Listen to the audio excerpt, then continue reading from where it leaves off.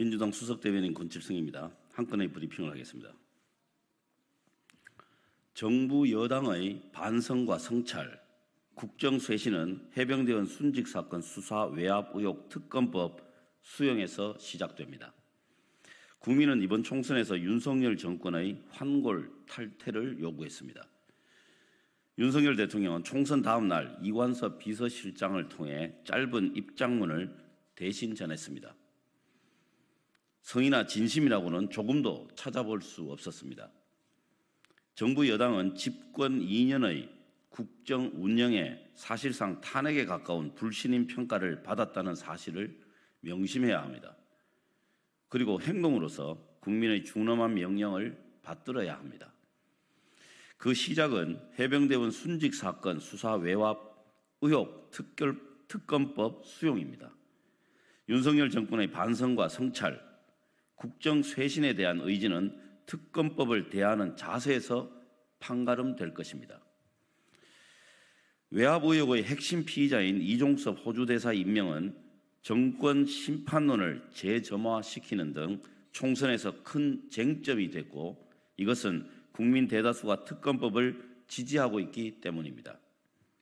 아울러 국민의 안전과 생명을 보호하지 못한 무능, 사건의 진상규명에 대한 무책임, 진실을 은폐하려는 무도함은 윤석열 정권에서 드러났던 총체적 국정 난맥의 압축판입니다. 국민의힘 일각에서 특검법을 찬성하겠다는 목소리가 나오고 있습니다. 21대 국회 임기가 한 달 이상 남은 상황에서 굳이 다음 국회로 넘길 필요가 없습니다. 여당은 특검법 처리에 협력이 아닌 의무의 자세로 임해야 합니다. 만약 국회를 통과한 특검법에 윤석열 대통령이 거부권을 행사한다면 이는 총선에서 드러난 민의를 거부한 것으로서 재앙에 가까운 국민적 저항을 맞이하게 될 것임을 경고합니다. 이상입니다.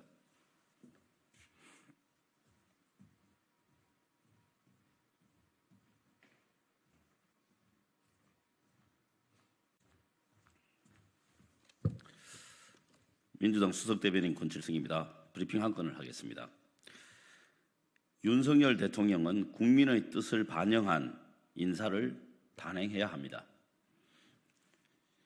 윤석열 대통령이 이르면 14일 새 비서실장을 임명하고 4일을 표한 한덕수 국무총리의 후임 인선도 속도를 낼 것으로 보입니다. 윤 대통령은 총선 다음 날 국민의 뜻을 겸허히 받들어 국정을 쇄신하겠다고 전한 바 있습니다. 국민께서는 이번 총선에서 윤석열 정권의 불통과 폭정에 제동을 걸었고 야당과 대화하고 국민과 소통할 것을 주문했습니다. 따라서 이번에 단행하는 인사는 총선 민의가 충분히 반영되어야 합니다. 그런데 원희룡, 김한길, 장제원, 이상민, 권영세 등 국무총리와 비서실장 하마평에 오르는 인물들의 면면을 볼 때 대통령이 총선에서 드러난 민심을 엄중하게 받아들이고 있는지 의문입니다.